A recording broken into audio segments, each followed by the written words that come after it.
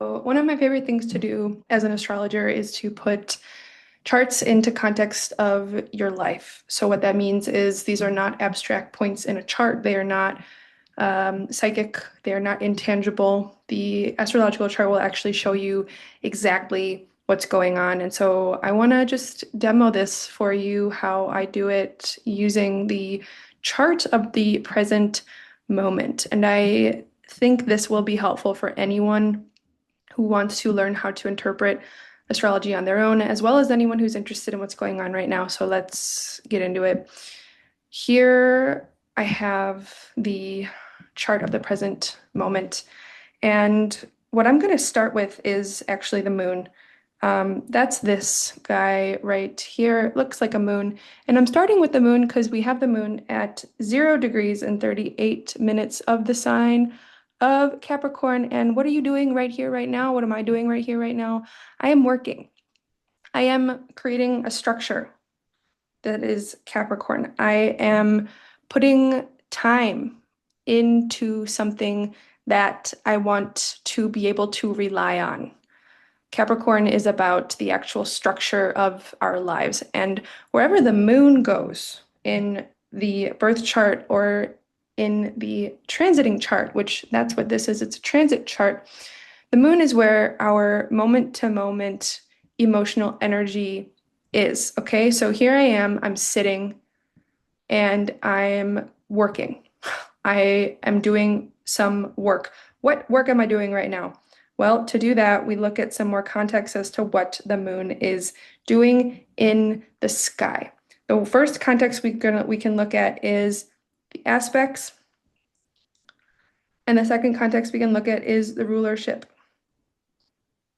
And basically what happens after this is that we rinse and repeat this for every planet. And you'll be able to see how uncomplex it is because everything references each other at some point because it's all part of the same chart. So firstly, what are the aspects that are being made to the moon? Well, an aspect is a geometric configuration. So first off, it's the easiest to determine aspects based on the degree numbers. So we have a 0 degree moon. And so we're going to look for other planets at 0 degrees. That's going to be your first way to determine aspects easily. You can also determine aspects easily by visualizing by sight, but that will depend on what your pro and con is, or rather what you're best suited at normally. And that's going to be something you could read in your own birth chart. Okay, so this whole system is entirely recursive. Like, let's say you have a strong visual aptitude, that's going to be a strong Venus in your chart or a strong placements in the sign of Libra, in the sign of even Pisces, in the sign of even Capricorn, because I would say these are all places and things that value reality. Could be also Taurus. Anything that is tangible and you can make sense of it, it has a structure, it has balance. Okay, so I'm digressing here, but I do think that's something I think about a lot is that each and every one of us is wired so uniquely. And the beautiful thing about the astrology chart and your birth chart is that you will have something to point to say, oh yeah, this is why I talk so much, right? I have Gemini placements. That's why I like to talk so much. Not why, perhaps, but it is the reflection in the chart of two of these same things. Okay, so whether you're approaching the chart visually or by numbers, there's many other systems and ways to think about this, but think about your own birth chart. Think about where your Venus is. My Venus is in Gemini. I tend to look for the numbers. I tend to look for the patterns, the visual patterns, for example, which could be the patterns in just the colors that I'm seeing, you know, anything in red. Um, Although it's funny because the moon is in Capricorn, it's not even in Sagittarius anymore, but it's very close. And so anyway, I'm really digressing here, but do you see, you know, where I'm going with this?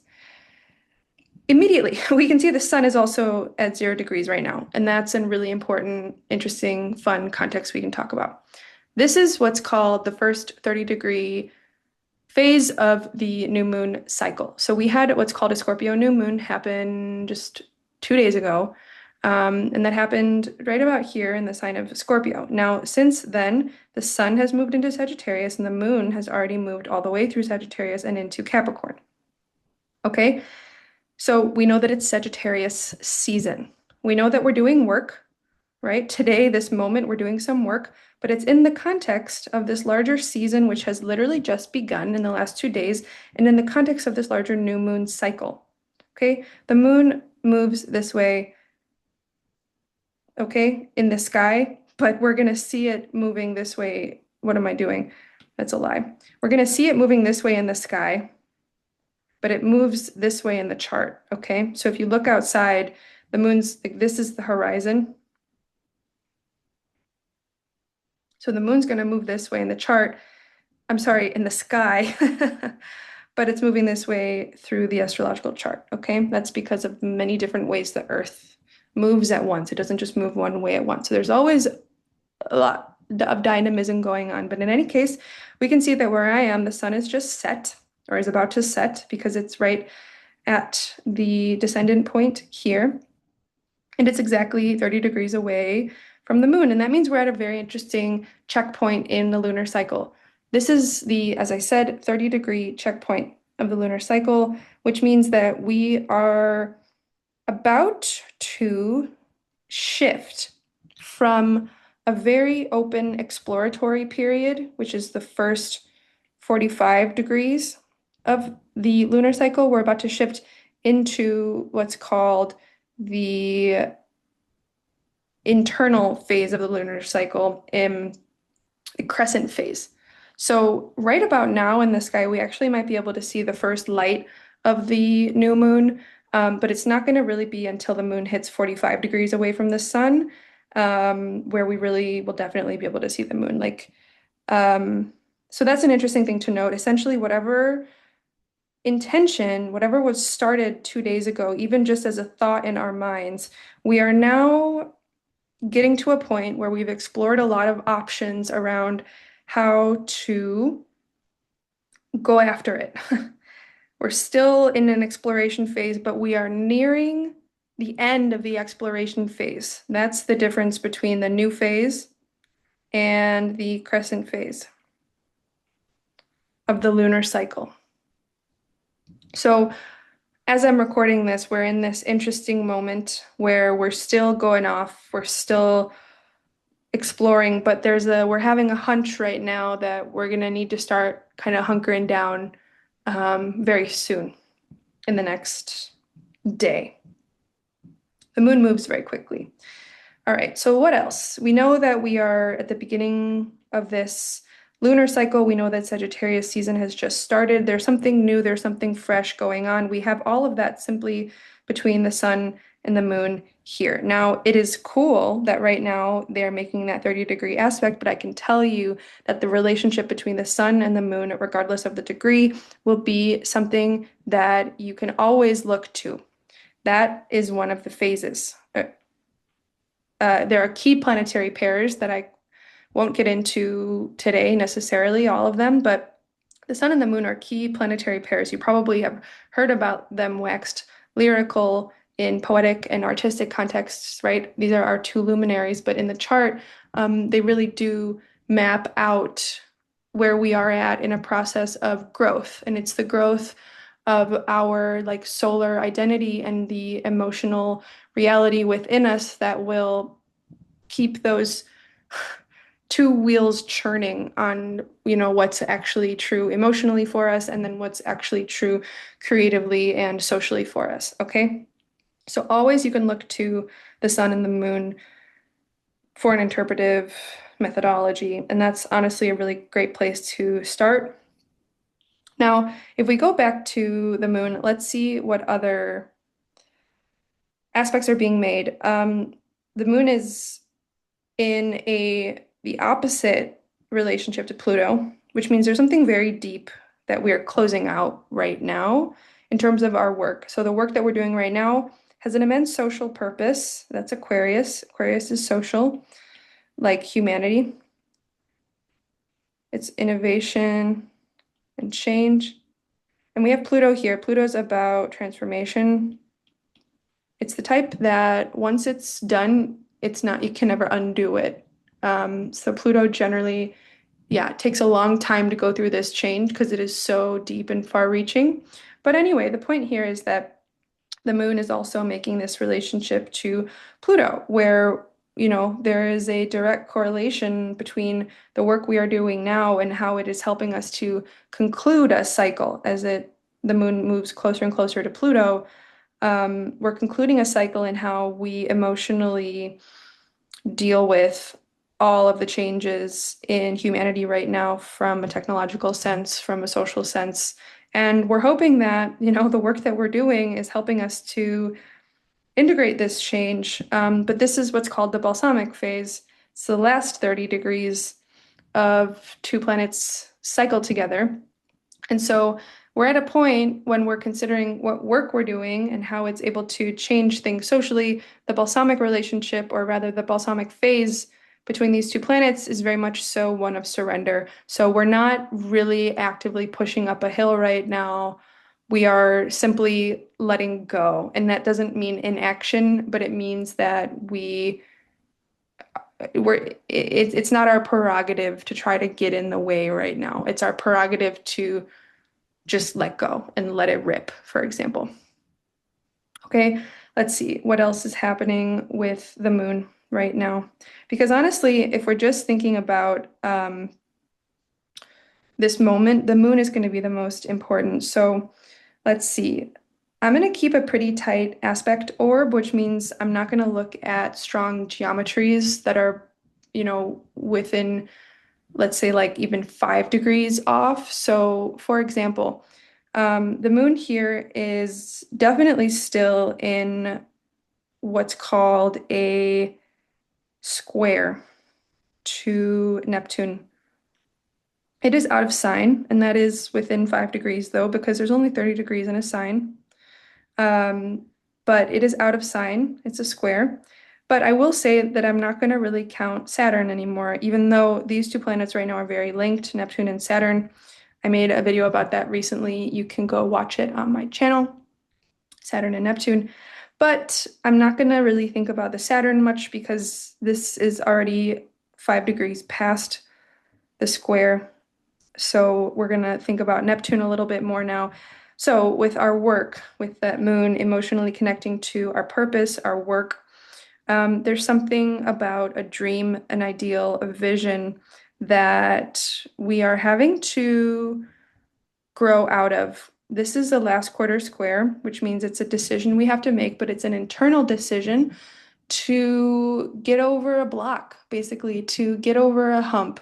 And the hump we have in Capricorn with the moon in Capricorn, there might be some work that we really earnestly, emotionally wanted to do, but it might feel like we're very confused.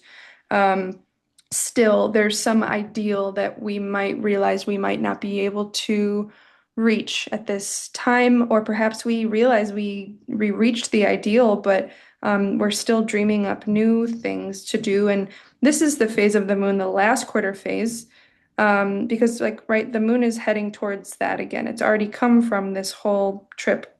This is the phase where the moon also starts to let go, but it is still in reflection about the whole previous cycle. So yeah, emotionally, we are reviewing what's happened in our work when it comes to our ideals. Our ideals, that's Neptune. So there's that. There's this square configuration. Look at that happy face that ended up being there. That's cute. So we have this square. What else? This moon is not opposing anything. If moon was opposing something, there'd be something at the early degrees of Cancer. There's not an opposition.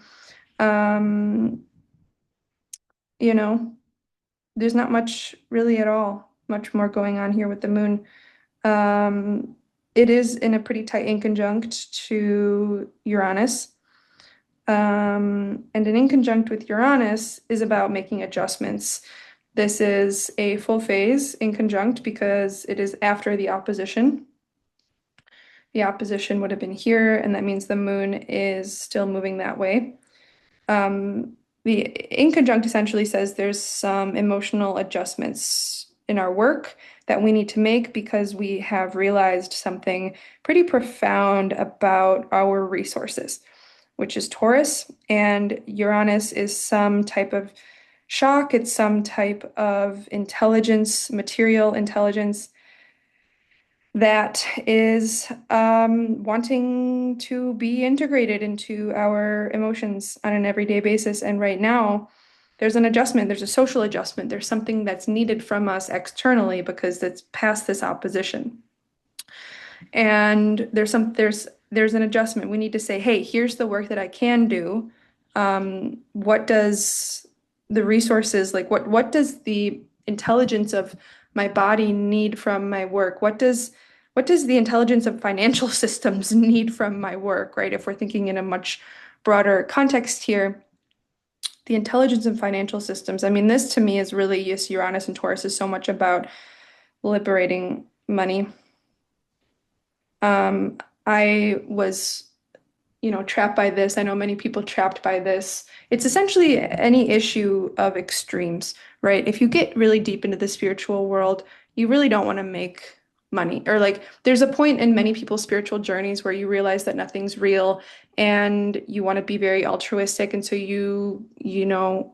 your own money wounds expand and you don't want to have to identify yourself with money. And people will live entire decades there, undervaluing themselves and thinking it's very spiritual, but what's happened is they've polarized themselves. I realized Uranus really helps to bring things that are very out of balance back into balance, but it often takes shock waves, okay, like lightning bolts. And that's what's happening with Uranus and Taurus is that materiality, money, food, resources, the things that are actually tangible, our value, what we enjoy, what makes us want to live, our sensory pleasures. Sex is very much so a Taurus thing, and the intelligence of sex, because intelligence is Uranus. So, anyway, the intelligence of all these material systems really is knocking at our door for one final round of resolution before Uranus leaves Taurus in April of 2026. And right now, we're just having a very small blip of a moment with the moon in Capricorn, a small blip of a moment where we are adjusting our work in the world, how we emotionally relate to our work so that we can actually tap into the material intelligence, the intelligence in our enjoying of life. Okay. So that's all of the moon aspects I want to talk about. There might be more, but I'm going to stop there. What I want to go to now is actually the ruler of this moon. Um, so we look at who the ruler of Capricorn is. This is Capricorn, and this is the ruler, which is Saturn. So we look in the chart to find where Saturn is. This is Saturn. Okay, I brought it up earlier. Saturn right now is in Pisces, and Saturn is all about our rules and the work that we really, really are doing, right? And we can either be resisting this work or we can be, committed to it. So in of essence, Saturn is where we are committing ourselves, excuse me, where we are committing ourselves in our lives. So right now, Saturn's in the sign of Pisces. This is about spiritual commitment. It's also about, you could replace the word spiritual with creative, and you could also replace the word creative with faith. You can also replace the word faith with boundless, which I think is where I'm going to rest here, boundless, because all these other words, spiritual, creative, faith, I mean, it really doesn't kick into this money system in really the same way. Um, right? We cannot disappear from the world as much as we might want to. We exist, and that Saturn is here to remind us of that. We exist even at the same time as mysticism exists, even as the same time as limitless creativity exists, which is what Neptune is telling us. And so we are, you know, that's the work that we are trying to figure out right now. Do you see where I'm going with this? Saturn, the ruler, in Pisces conjunct Neptune, which is the ruler of Pisces. So Saturn conjunct its ruler right now is saying we're finishing a dream. We're completing a dream. It's basically already done. We're letting it die. This is another balsamic relationship. And that's the work we're doing right now is we're letting it die. It can be very sad. But it's true at the same time that the seeds are of the beginning are in the end. And so we might not be able to see it right now, what the beginning is, but we're working on it in the darkness. We're really, really in the darkness with what the next dream that we are building is. The dream is Neptune, and Saturn is what we're building. We're really in the dark with that right now because this is a balsamic conjunction, but the moon, as it's in Capricorn now, is tapping us into this exact energy and it wants us to work on it anyway. Okay? So that's a few of the archetypes just I've gone over, right? We have the archetype of Capricorn, which is the same archetype of Saturn. We have the archetype of the moon, emotions, safety. It is really our ego, but again, we got to balance out. Ego is fine. Ego is just as fine as no ego. Okay? It's really fine. We have the sun, Sagittarius. I didn't talk much about Sag. Sag is very much about freedom. It's about authenticity and it's about truth. So these are all very important things right now. The ruler of the sun, Jupiter in Cancer, which is ruled by the moon in Capricorn because the sign of Cancer is ruled by the moon. So we have this really interesting, really beautiful interplay because Jupiter in Cancer is expanding our emotions. It's urging us to have emotional authenticity, right? And that is another part of the work that we're doing. It's a huge part of the work we're doing. We're being authentic to the emotional truth of our situation right here, which is that our dreams are already dead and collapsed. But we're in the darkness now where we're seeding something new. And there is optimism, there is emotional awareness, there is emotional touch points that we're getting here. And we are walking a path of freedom because of it. That's Sagittarius season. Okay. The other things I need to talk about are Pluto, these planets in Scorpio, Chiron in the North and South Node. So I'll talk about the planets in Scorpio first. We have Venus. Very simply, Venus is where we are open. Okay? Venus is where we can be accessed. It's also from where we reach out. Okay, it's the portal. It's also very specifically what we enjoy, what we like, our preferences, our sensory reality. Right now, it's in the sign of Scorpio, and that's our deepest desire. And so we're very, very connected to our actual deepest desire right now, but we are very open to it. We're open to the change, which is also Scorpio, the change that is necessary in this moment of being open to our deepest desire, changes happening through us getting what we want. And it's also conjunct Mercury, which is retrograde. And this Mercury retrograde in Scorpio is all about communicating that desire, communicating the process of complete transformation, probably about this thing that we want very subjectively. And, these are in a nice trine to these other planets right here, right now. So despite all this stuff that is dark, that's rebuilding, we have an understanding right now. It's actually a grand trine. This is a really huge moment in astrology, honestly, because we have then Jupiter also at 24 degrees, or the early 20s of the water signs, Cancer, Scorpio, Pisces, is a huge emotional opportunity. And this opportunity is for integration of yourself and social integration, both. So share your wisdom, share your emotional wisdom. Share your intimate values with someone else maybe too, and go out on a limb.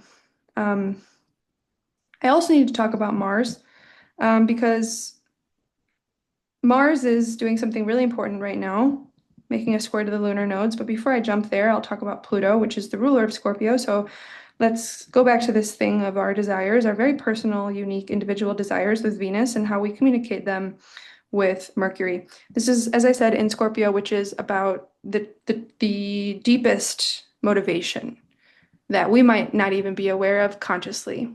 It is subconscious, it is deeply psychological, Scorpio. And so anything in Scorpio is ruled by the planet Pluto. Right now, Pluto is in the sign of Aquarius. It will be for the next 20 years. This is a big deal. AI, transformation, energy, la, la, la, consciousness. This is Pluto. And that is what's motivating our Scorpio stuff right now, which is a little bit lighter than normal Scorpio stuff, right? This is all in the air, this air sign, which is Aquarius. And Pluto completely transforms wherever it goes, which means it starts as one thing and comes out something completely different, right? It's like merging assets. It's like being intimate with someone. It's like sharing a bank account, paying taxes, right? You merge your trust and your resources in this area. And right now, that's all about the social sphere that we live in, which is Aquarius. It's also about our networks, our connections, and our own personal intelligence. Because, like I said, that's Uranus, this intelligence. Uranus is the ruler of Aquarius. And so, actually, this material intelligence stuff, finances, we are really interested in finances, but we're interested in the evolution of finances. We're interested in the social good of finances. We're interested in the edge of finances. And this is just because Uranus is in Taurus. And then Venus is the ruler of Uranus. And so she's in Scorpio. Something very deeply motivated here for us, then socially motivated for us, financially motivated for us. Sounds very generic, but I can't tell you how important this social sphere is, how important the use of technology is, and AI, and your network, and total revolution of social values, essentially. And if your life doesn't look different now to what it did 10 years ago, you're late. It's time to catch up. So just throw that out there. By the way, you're not late. I'm just saying that to be ridiculous. You're fine, but get what I mean? So the last two things I want to talk about is Mars squaring the lunar nodes and Chiron and Aries. And actually, I'll talk about Chiron and Aries first. This has been a long time. 2018, I think Chiron moved into Aries. It'll be there till 2028. This is about a wound in a sense of self. Chiron is a very, very sensitive point. It is also a point where we are healing, where we are learning, where we are teaching based out of woundedness. And that's usually a very authentic place to be working from because it is a reality that we have lived. And it is in the sign of Aries, which is all about ourself, the individual. It is about the very actions that we take on a day-to-day basis, on a moment-to-moment basis. In fact, Aries is nothing to do with our mind. It has nothing to do with anything we can think. Aries is instinctual. It happens. It is simply behavior. And so for Chiron to be in Aries, there is a very, very deep-seated wound that each of us individually is carrying around our identity of being, around beingness itself in the world. Some probably deep-seated Judeo-Christian thing if you are resonating, but there is also just this plague of, comparison and inequality and injustice that is just like, why am I alive and other people are not? Anyway, there's many ways to read this, but this is wounds of war. This is wounds of, unhealable wounds of self. Okay. And it's ruled by Mars, ruled by the planet Mars. Anything in Aries ruled by Mars. Mars is right now in the sign of Sagittarius, which is very free. So right now we're actually feeling very, very free. Mars likes to be in Sagittarius. Because Mars itself is about that immediate action, doesn't want to think. Sagittarius is about freedom. It's about the bigger picture. It's about your beliefs. And so Mars and Sagittarius can very simply, easily act on its beliefs. Just go take a walk, go say the thing. It's very uninhibited. However, Mars is doing this thing, which is coming into an exact square to these two lunar nodes. Okay? 14, 14, 13, 13. The lunar nodes are about the future and the past. The south node right here, which is about the past, is about the past that is present and relevant to our lives right now. So the past is not new. There's something about Virgo things that's not new for any of us right now. This is about our day-to-day life, our health, and essentially what we are devoted to. And it's rather our practices of devotion. It's how we see ourselves as an empty vessel towards something so vast and so great that we believe in, but we can't prove. And whatever that vastness is the North Node, because that's Pisces, that's our future. There's something huge that each of us is walking a path towards right now that is limitless. In fact, it is not able to be materialized. It is a dream, it is a hope, it is a mystical feeling of unbounded reality that is hopeful. And that's our North Node right now. And what we need to do is get a grip on our South Node, which is the way that we have, gotten used to devoting ourselves to this dream that wants to be seen and recognized, right? Whatever is on autopilot wants to be made aware because that's going to be the dream that, like, inadvertently, how we are devoting ourselves at the altar is going to be equal to the God before it. This is an axis. Just because Pisces feels bigger doesn't mean that it is actually bigger, right? Faith without works is nothing. Virgo is the works, Pisces is the faith. When we have any planet coming to make a 90-degree square to either the north or the south node, in fact, it will always be both, because it's 90 degrees, and these are always 180 degrees apart. We have a choice. We have a choice to make because we're 90 degrees away from both. Are we going to go all in? Are we going to use our freedom and our free will optimism to go all into the dream? Or are we going to go back to the past and to, work on the details? And I'll tell you right now that the logic of astrology will tell us to go back and work on the details, and that's simply because that is what is called the resolution node. And that is the node that the planet last touched, right? So the planet moves this way, which means at some point when Mars was in Virgo in June of this year, do you remember what was going on in June? You probably were doing something you knew you needed to be doing. And now you're coming to a point of decision again with it because you know you need to continue doing it that way. But you've been probably doing more Pisces stuff. You need to go back and do the same.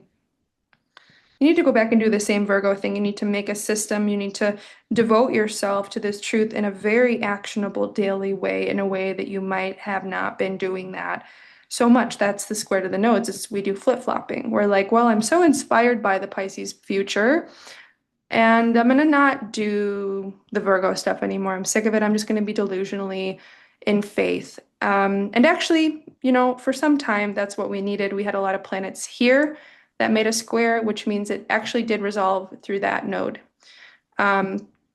which essentially was very different. We were kind of meant to be a little bit delusional about our choices, but now we're not. We're supposed to be going back to the south node to be really dealing with the past that is present, okay? And this is a decision about how we use our freedom, how we use our free will. This Sagittarius ruled by Jupiter in Cancer. This is something to do with our emotional intelligence, okay? So whatever thing you're doing is going to be reinstituting a practice, a devotional day-to-day action that actually allows you to speak from your emotional intelligence, trust your home, have an authentic relationship to your emotional body and your family, okay? So, do you feel it? I know I do. I know I do. I think that's it. I wonder if you have any questions. Let me know what you think, if any of this was interesting, you want to talk more about it, or if you have anything you want me to talk more about. Again, I'm particularly interested in this idea that everyone's very different from each other. And the way you're going to read the chart is going to be really unique to you based on your chart. And as an astrologer, that's a lot of the work that I want to keep doing, is like explaining to people why they don't need to put themselves into boxes and why astrology will help reflect to them that they do not need to put themselves in boxes. And there's so many powerful ways to learn whatever it is that you need to learn, and not pigeonhole yourself to traditional systems. So that is what I have. Thank you so much, and goodbye.